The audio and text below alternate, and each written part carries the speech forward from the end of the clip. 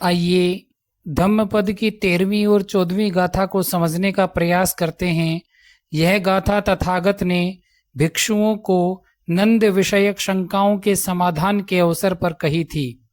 प्रसंग यह था कि बोधि ज्ञान प्राप्ति के बाद तथागत कपिल वस्तु लौटे। वहां उनका भव्य स्वागत हुआ। वहां पहुंचकर भी वे राजसी भोजन नहीं बल्कि भिक्षा में मिले अन्न को खाकर ही संतुष्ट हुए। राजा शुद्धोधन जब खिन्न हुए तो तथागत ने कहा, मैं अब आपके कुल का नहीं हूँ बल्कि अब बुद्धों के कुल का हूँ। सदियों से मेरा यही रूप है, यही कुल है।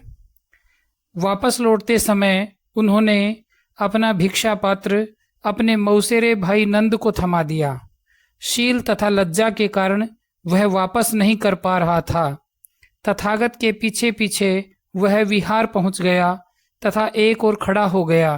तथागत ने जब नंद को देखा तो वे बोले, नंद, प्रव्रज्या ग्रहण करोगे? नंद के मुख से निकल गया, हाँ।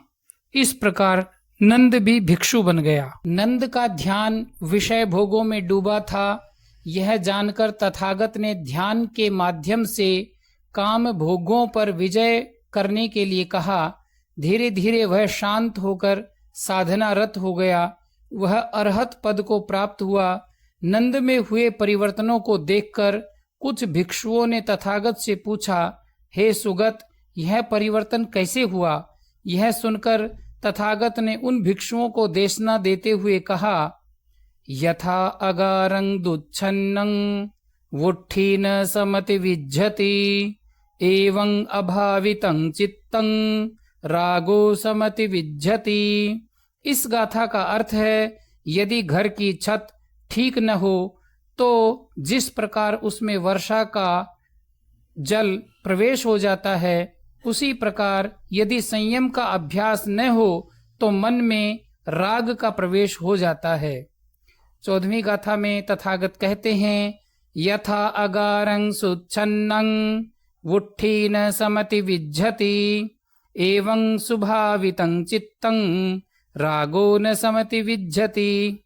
इस गाथा का अर्थ है, यदि घर की छत ठीक हो तो जिस प्रकार उसमें वर्षा का जल प्रवेश नहीं हो पाता, उसी प्रकार यदि संयम का अभ्यास हो तो मन में राग प्रवेश नहीं होता।